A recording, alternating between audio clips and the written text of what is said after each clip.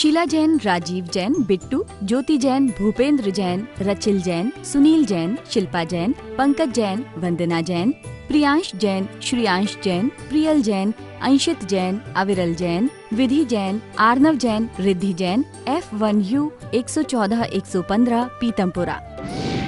Shri Arun Jain, Shrimati Rekha Jain, DU 28 Pitampura.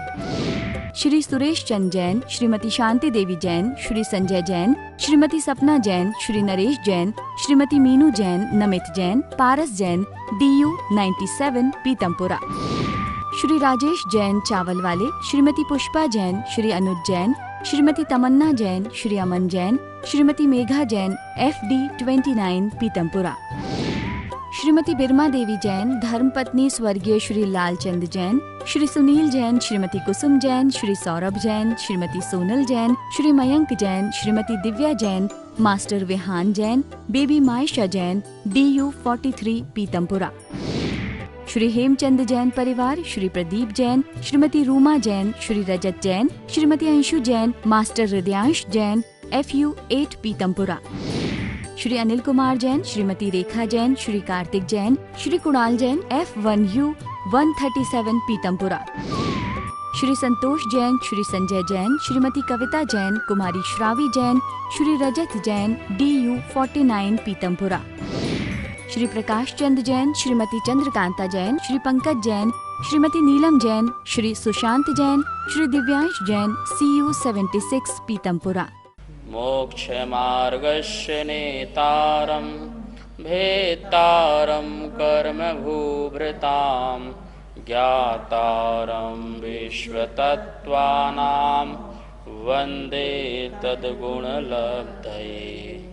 मंगलम भगवान वीरो मंगलम गौतमो गणी मंगलम कुंद कुंदार्यो जैन धर्मोस्तु मंगलम। तत्वार्थ सूत्र एक महान ग्रंथ है। आचार्य कुंद देव के पट्ट शिष्य आचार्य उमा स्वामी द्वारा यह लिखा गया है। सूत्रात्मक शैली और संस्कृत भाषा पर यह भगवान महावीर स्वामी की वाणी जिस पर आधारित है। महानुभाव, तराजू के एक पल्ले पर सभी शास्त्र रख लिए जाएं और एक तरफ तत्वार्थ शुद्ध ग्रंथ रख लिया जाए तो यह तत्वार्थ शुद्ध ग्रंथ भारी पड़ेगा। क्यों? क्योंकि इस ग्रंथ में सभी विषयों को स्पर्श किया गया है। जो सारभूत ग्रंथ है जिसमें सार निचोड़ भरा हुआ है, ऐसा यह महान ग्रंथ सूत्रात्मक शैली पर, सूत्र में शैली का जिसमें अल्प अक्षर आदि होते हैं, निर्दोष होता है, गुण और रहस्य को लिए होता है। श्लोक लिखना बहुत सरल है, गद्य पद्य लिखना बहुत सरल है, गद्यात्मक शैली में पद्यात्मक शैली में लिखना बहुत सरल है, लेकिन सूत्रात्मक शैली में लिखना बहुत कठिन बात है। किसी भी बात को आपको बताना है तो सूत्रात्मक में। महानुभाव, आज एक बात आपको विशेष बताना चाहूँगा कि सूत्रात्मक शैली में कौन सा शब्द पहले रखना है ये बहुत महत्वपूर्ण होता है। क्रम संहिता, क्रम संविधान जानना बहुत ज़रूरी है। सूत्र में आप देखते होंगे जैसे दर्शन ज्ञान चारित्राणी तन निसर्गादधिगमात्वा जीवा जीवाश्रव बंध संबर निर्जरा मोक्षास्तत्वम प्रमाण नहीं रधिगमः। तो इस प्रकार से तो दर्शन ही पहले क्यों रखा, ज्ञान पहले क्यों नहीं रखा, ठीक है ना। ऐसी तन निसर्गादधिगमात्मा में निसर्ग पहले क्यों, अधिगम क्यों नहीं। प्रमाण नहीं रधिगमा भी सूत्र आएगा जो अपन पढ़ेंगे, उसमें प्रमाण पहले क्यों, नए क्यों नहीं। तो इस प्रकार से इसको थोड़ा सा जान लेते हैं। सूत्र में क्रम संहिता का बहुत बड़ा ध्यान रखा जाता है। इसके संविधान हैं, रूल्स हैं, नियम हैं, क्या क्रम से रखना है। पहला रूल तो यह है कि जिसमें अक्षर कम हो वो शब्द पहले रखा जाता है और जिसमें अक्षर ज़्यादा हो उसे बाद में रखा जाता है। पहला यह नियम है सूत्र का। दूसरा नियम यह भी है कि इसमें जो पूज्य हो उसे पहले रख सकते हैं। जो पूज्य हो, जो बहुत ज़रूरत है, वो पूज्य है, उसे आप पहले रख सकते हैं, ये भी उसमें आता है। जैसे दर्शन और ज्ञान, तो ज्ञान तो बहुत महत्वपूर्ण है, जो दर्शन और चारित्र दोनों को ही प्रकाशित कर रहा है, लेकिन ज्ञान पूज्य नहीं है, दर्शन पूज्य है। मोक्ष मार्ग में श्रद्धा पूज्य है, इसलिए श्रद्धा में दर्शन शब्द में तीन चार शब्द होते हुए भी और ज्ञान में 2 शब्द होती है, तो ज्ञान को पहले नहीं रखा, दर्शन को पहले रखा। क्यों? क्योंकि दर्शन पूज्य है। ऐसे ही प्रमाण और नई में, तो नए शब्द जो है वह पहले होना चाहिए था, क्योंकि उसमें 2 अक्षर हैं, प्रमाण में 3 हैं, लेकिन फिर भी प्रमाण शब्द को पहले और नए को बाद में रखा, क्योंकि प्रमाण पूज्य है, ये बात रखा जाता है। तो पहली बात, कम अक्षर जो हों वो पहले हों। दूसरी बात, जो पूज्य हो उसे भी पहले रख सकते हैं। तीसरी बात यह है कि लेखक का अभिप्राय, लेखक का क्या अभिप्राय है, कौन शब्द कहाँ रखना है आगे पीछे, वो उसके अभिप्राय पर भी बहुत कुछ केंद्रित करता है। तो ये जो सत्वार सूत्र है, इसमें लेखक उमा स्वामी महाराज ने जो क्रम से जो वस्तुएं रखी हुई हैं, आप देखेंगे तो उसमें आपको बहुत कुछ समझ में आएगा। जैसे कि अपना सूत्र चल रहा था, जीवा जीव आश्रव बंध संबर निजरा मोक्षास तत्वम। अब इस सूत्र का क्रम ही देख लो, कितना सुंदर क्रम से रखा है। जीव पहले, क्यों? सारा का सारा फल किसे मिलता है? जीव को मिलता है, तो इसलिए उसको जीव को पहले रखा, ठीक है ना। अजीब, चूँकि जीव का उपकारी अजीब है, अजीब जो है बहुत उपकारी है, शरीर जो है और आयु जो है, प्राण है, जीवन है, मरण है, ये सब जीव का उपकार करते हैं। ऐसे तत्वार सूत्र में आगे सूत्र भी आएंगे कि क्या क्या उपकार करता है अजीब। तो जीव का उपकारी करने वाला कौन है? अजीब है। देखो, इस अजीब के माध्यम से आप साधना करके मोक्ष जा सकते हो ना, तो कितना उपकारी है। ब्रज वृषभ नारायण संगन शरीर मिल जाए तो आपको मुक्ति जाने में टाइम नहीं लगेगा, ध्यान करेंगे और तुरंत अंतर मुहूर्त में मुक्ति मिल जाएगी। तो जीव का उपकारी करने वाला कौन? अजीब। इसलिए जीव के बाद क्या रख दिया? बिल्कुल जस्ट उसको अजीब को रख दिया, ठीक है। और ये दोनों मिल करके, इन दोनों के मिलने से क्या होता है? आश्रव। क्या होता है? आश्रव। तो आश्रव बंध होता है, तो इसलिए इसके बाद आश्रव और बंध को रखा। अब आया संबर। तो संबर क्यों? क्योंकि संबर जब तक आश्रव होगा तब तक संबर नहीं हो सकता है, इसलिए इसके बाद संवर शब्द रखा है। और संबर पूर्वक निर्जरा होती है। जैसे बताया आश्रव पूर्वक बंद होता है, ऐसे ही संबर पूर्वक क्या होती है? निर्जरा होती है। इसलिए संबर के बाद क्या रखा? निर्जरा रखा। और संपूर्ण निर्जरा हो जाए, पूर्ण कर्म की निर्जरा हो जाए तो क्या हो जाएगा? मोक्ष हो जाएगा। तो देखो कितना साइंटिफिक है, यानी आचार्य भगवान का कितना सोच है कि इसको क्रम से ऐसे क्यों रखना है, क्यों बताना है। तो जब भी हम सूत्र पढ़ें तो उनके क्रम का ध्यान दें और क्रम में ही इसको इसके बाद क्यों रखा इसके बारे में भी विचार करें, और इससे हमारी बुद्धि पटल जो है अच्छी खुलेगी और हमें ज्ञान ज़्यादा प्राप्त होगा और हमें महिमा भी प्रकट होगी। शास्त्र के प्रति भी, लेखक के प्रति भी, भगवान के प्रति भी बहुत महिमा प्रकट होगी, बहुत श्रद्धा प्रकट होगी और आनंद की प्राप्ति भी होगी। नमोस्तु महाराज जी। महाराज जी, मेरे को शंका है कि सूत्र की व्याख्या का तरीका क्या है? बहुत बढ़िया प्रश्न है, और यदि आपके पास कॉपी पेन हो तो आप भी इसको लिखें, क्योंकि कभी भी किसी श्लोक, कोई गाथा या कोई सूत्र हो और यदि आपसे कहा जाए कि इसमें आप व्याख्या कीजिए, इसका आप कथन कीजिए, तो आपको कैसे और किस क्रम से करना है इसका ज्ञान होगा तो आप किसी भी श्लोक, किसी भी सूत्र, किसी भी गाथा, किसी भी कारका या किसी भी ग्रंथ का आप अच्छी तरह से वर्णन कर सकते हो। तो उठाइए अपनी कॉपी पेन और नोट कीजिए, ठीक है ना। तो सबसे पहले हमें ध्यान रखना है, जैसे मान लो अपना ये तत्वार शुद्ध ग्रंथ चल रहा है और तत्वार शुद्ध ग्रंथ चल रहा है तो कोई सा भी सूत्र ले लिया जैसा अपना सूत्र चल रहा है, जीवा जीव आश्रव बंध संबर निजरा मोक्षास तत्वम, इस सूत्र पर हमको व्याख्या करना है। तो सबसे पहला पॉइंट होता है मूल अंश। मूल अंश आप कॉपी में सबसे पहले लिखेंगे मूल अंश। मूल अंश मतलब क्या? जो सूत्र या जो गाथा हो उसको ज्यों की त्यों लिखना पहले। सबसे पहले मूल अंश जिसके बारे में हमें व्याख्या करना है या बताना है, तो सबसे पहले वो श्लोक बोलिए व या सूत्र बोलिए। तो हम जो मूल अंश लिखा, सबसे हेडिंग बनाई, उसके नीचे अपन ने क्या लिखा? जीवा जीव आश्रव बंध संबर निजरा मोक्षास तत्वम। अथवा आप ऐसा भी लिख सकते हैं जीवा जीव dash dash dash dash dash मोक्षास तत्वम। ये आपका मतलब शॉर्ट में हो गया। तो ये क्या हो गया? ये मूल अंश हो गया। पूरा लिख दें तो बहुत अच्छी बात है, यदि आपको याद है या बता सकते हैं। तो सबसे पहला पॉइंट होता है किसी भी सूत्र आदि की व्याख्या करने का मूल अंश होना चाहिए। दूसरा नंबर में लिखें संदर्भ है। दूसरे नंबर में क्या बताना है व्याख्या करते समय? संदर्भ। संदर्भ मतलब ये सूत्र जो है कहाँ से है, इसके बारे में बताना। तो संदर्भ, तो जैसे अपन बोलेंगे ये सूत्र जो है आचार्य उमा स्वामी द्वारा विरचित तत्वार सूत्र ग्रंथ है, अध्याय 1 सूत्र नंबर 4। ये क्या हो गया? संदर्भ।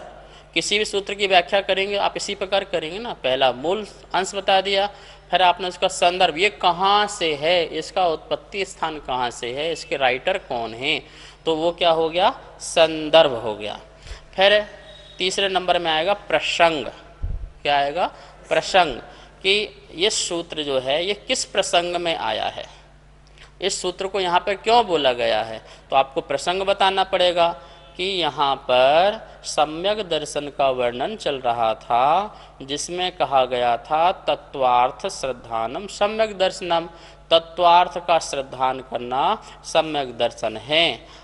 पर तत्व कौन कौन से हैं, उसका अर्थ क्या है, उसे बताने के लिए यह सूत्र का अवतार हुआ है।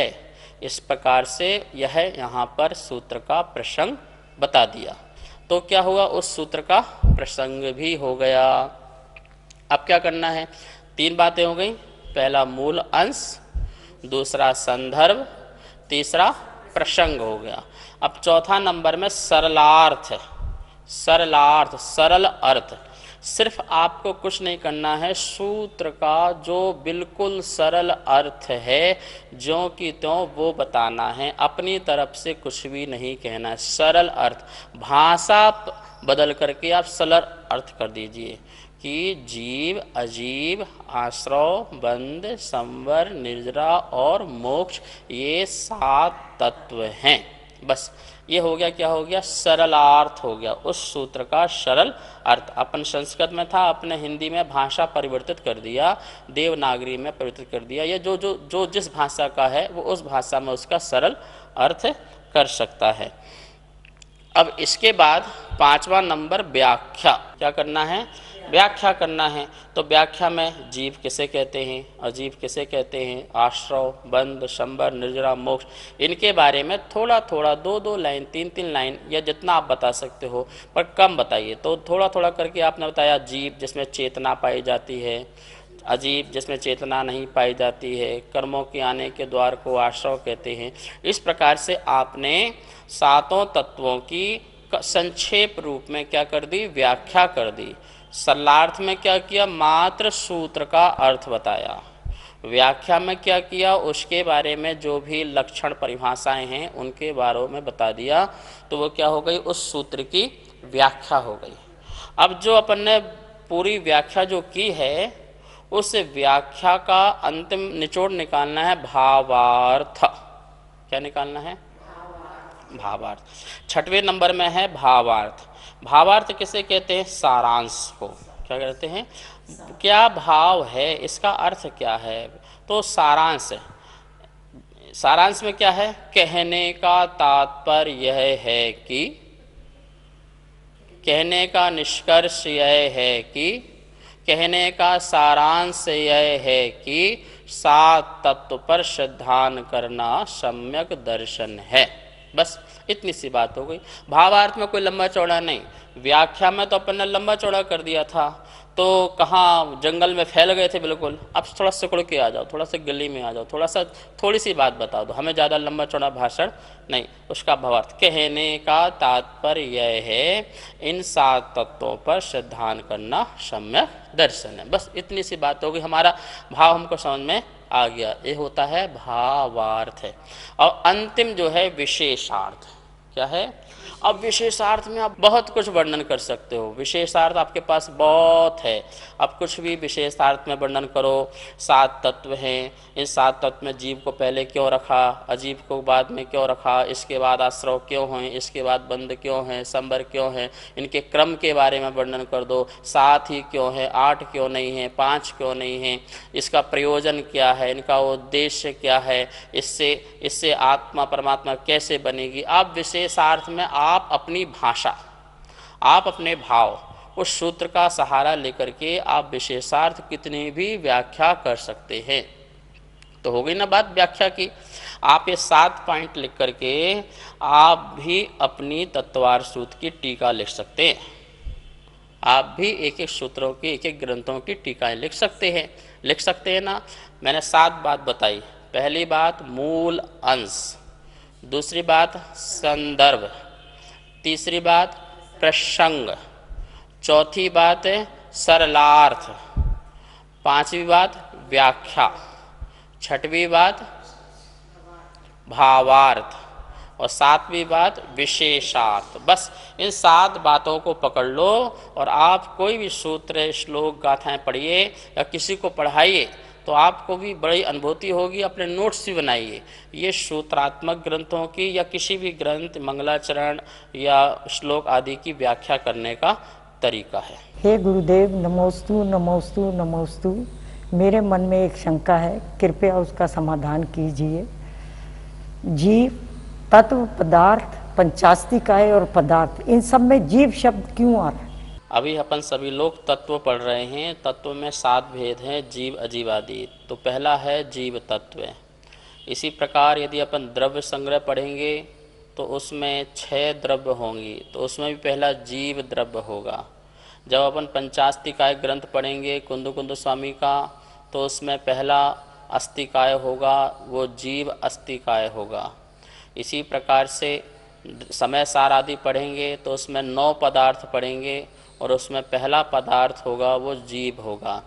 तो अपन देखिए, जीव तत्व, जीव द्रव्य, जीव पदार्थ और जीव अस्तिकाय, सभी में प्रथम जीव को महत्वपूर्ण दिया है, स्थान दिया है।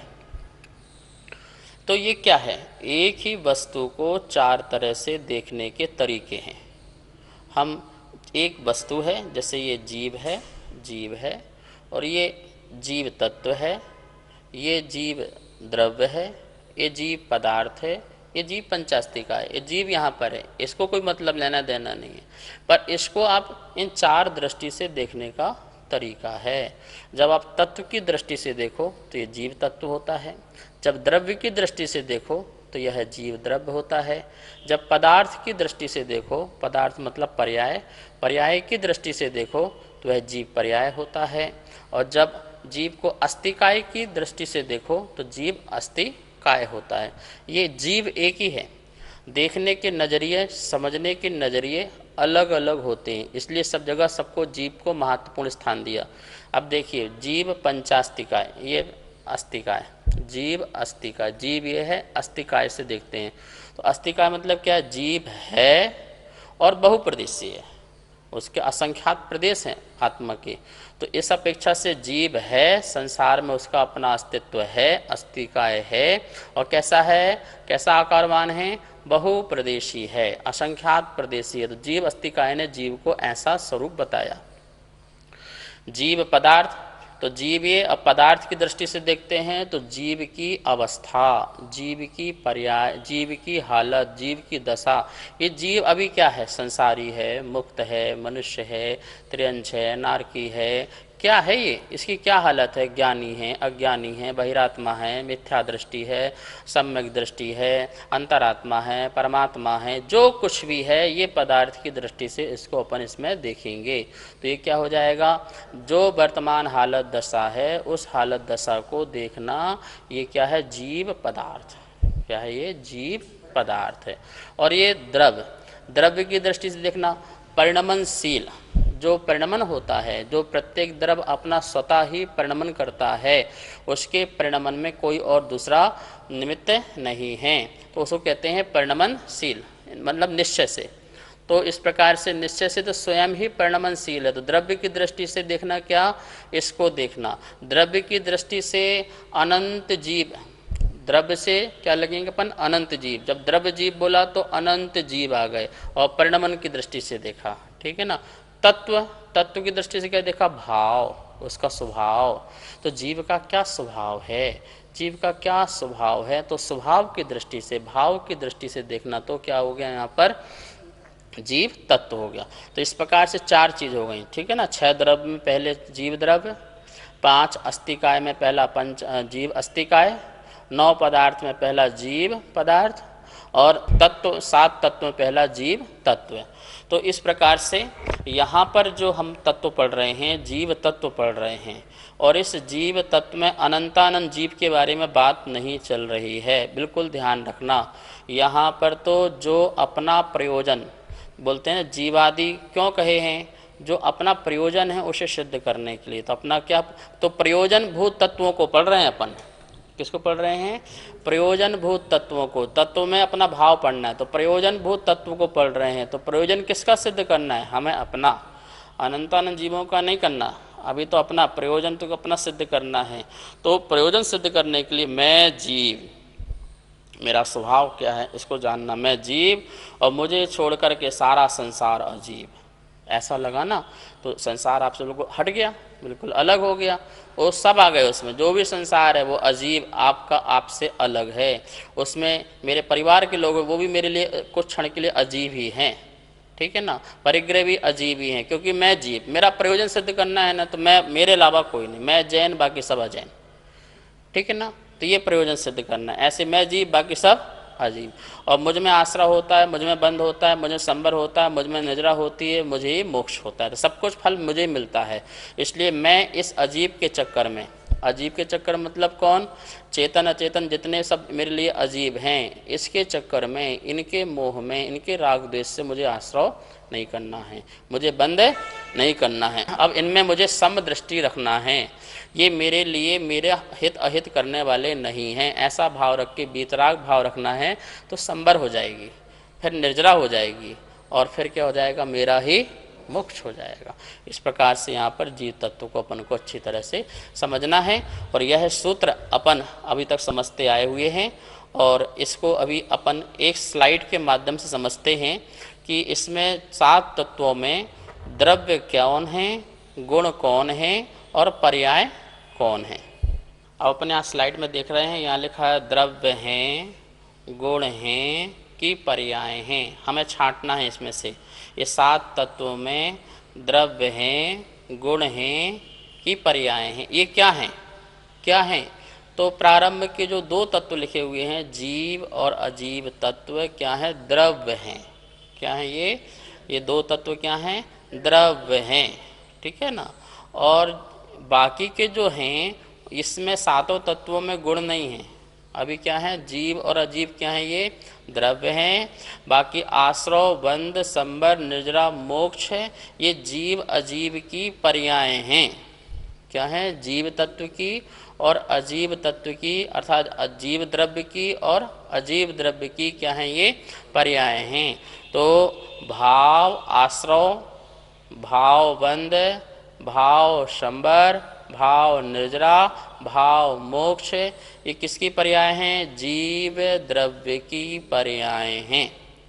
द्रव्य 2 हैं इसमें 7 तत्वों में, जीव द्रव्य और अजीव द्रव्य। भाव आश्रव, बंध, संबर, निर्जरा, मोक्ष, ये जीव द्रव्य की पर्याय, जीव की तरफ से देखना है, ठीक है ना। द्रव्य आश्रव, द्रव्य बंध, द्रव्य संबर, द्रव्य निर्जरा, द्रव्य मोक्ष, ये किसकी पर्याय हैं? ये अजीव द्रव्य की पर्याय हैं। किसकी पर्याय हैं? ये अजीव द्रव्य की पर्याय हैं, पुद्गल द्रव्य की पर्याय हैं। तो इस प्रकार से अपन ने देखा 7 तत्व में 2 द्रव्य, जीव अजीव तत्व 2 द्रव्य हैं, बाकी सभी पर्याय हैं। एक जीव द्रव्य की पर्याय और एक अजीव द्रव्य की पर्याय। भाव आश्रव बंध आदि जो हैं वो जीव द्रव्य की पर्याय, और द्रव्य आश्रव बंध आदि जो हैं वो किसकी पर्याय हैं? वो अजीव द्रव्य की पर्याय हैं। इतना हमें जरूर ध्यान में रखना है। अब अपन आगे सूत्र चलते हैं, जो अपना 5वां नंबर का सूत्र है उसको पढ़ते हैं। अभी तक अपन ने 3 सम्यक दर्शन, सम्यक ज्ञान, सम्यक चारित्र ये रत्न पढ़े, और 7 तत्व, इनका किस प्रकार से लोक व्यवहार होता है उसका अपन 5वां नंबर का सूत्र पढ़ते हैं। नाम स्थापना द्रव्य भावतस तन्यासः। अब थोड़ा सा जोर देके पढ़ेंगे। नामस्थापना द्रव्य भावतस तन्यासः। एक बार पुनः। नामस्थापना द्रव्य भावतस तन्यासः। अब अपन बोर्ड के माध्यम से चलते हैं, एक एक शब्द का उच्चारण और संधि विच्छेद करके समझते हैं। तो अपन ने सूत्र पढ़ा ये वाला, नामस्थापना द्रव्य भावतस तन्यासः। ये सूत्र पहले अध्याय का 5वां नंबर सूत्र है। तत्वार्थ सूत्र का प्रथम अध्याय का सूत्र नंबर 1 अध्याय का 5वां नंबर है। नामस्थापना द्रव्य भावतस तन्यासः। देखो संधि करते हैं। नाम प्लस स्थापना प्लस द्रव्य प्लस भावतः। ये सा का क्या हो गया? विसर्ग। सा का क्या हो गया? विसर्ग। ये जो विसर्ग है, जब विसर्ग संधि पढ़ेंगे तो विसर्ग का सा भी होता है, विसर्ग का ओ भी होता है, और विसर्ग का रा भी होता है। तीनों होते हैं, 3-4 और भी होते हैं। तो अपन यहाँ पर मुख्यतः विसर्ग का रा, विसर्ग का सा और विसर्ग का ओ समझते, ठीक है ना। तो यहाँ पर विसर्ग का क्या हो गया? यहाँ पर सा, तो भावतः क्या निकलेगा? भावतः। तन न्यासः, तत् न्यासः, ना का ता हो गया तत् न्यासः। तो इस प्रकार से ये सूत्र का अपन ने ये यहाँ उच्चारण करके देखा है, और इसको समझने के लिए अपन पूरा का पूरा एक चैप्टर लेंगे, जिससे अपन को ये सूत्र पूरा समझ में आ जाए। पहला आपने उच्चारण सीख लिया, न्यास। न्यास मतलब होता है रखना, रखना। निक्षेप, प्रक्षेप, प्रयोग करना, ये न्यास के अर्थ होते हैं। न्यास के अर्थ क्या होते हैं? निक्षेप, प्रक्षेप, रखना, प्रयोग करना, ये अर्थ होते हैं। अब क्या रखना है, क्या प्रक्षेप करना है, इसके बारे में अपन कल जानेंगे।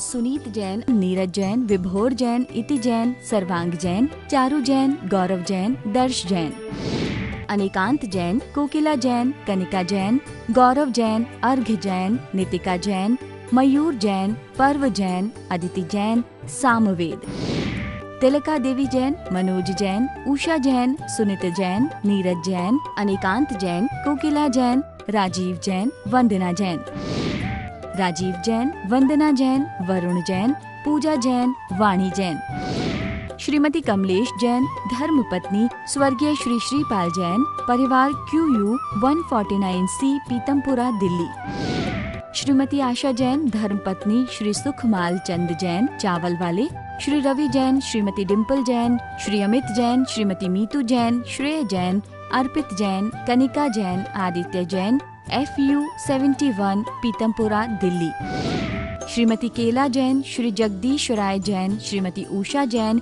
श्री कुलभूषण जैन, श्रीमती प्रीति जैन, श्री संजय जैन, मोनाल जैन, हाद्विक जैन, साक्षी जैन, DU 5, पीतमपुरा, दिल्ली, श्री संजय जैन, श्रीमती रचना जैन, श्री सक्षम जैन, श्री उत्कृष्ट जैन, श्री दीपक जैन, श्रीमती स्वाति जैन, उन्नति जैन, आगम जैन, F1U1, पीतमपुरा, श्री अजय कुमार जैन, श्रीमती सुमन जैन, श्री अभिषेक जैन, श्रीमती दिव्या जैन, मास्टर लवित जैन, BU 101 पीतमपुरा।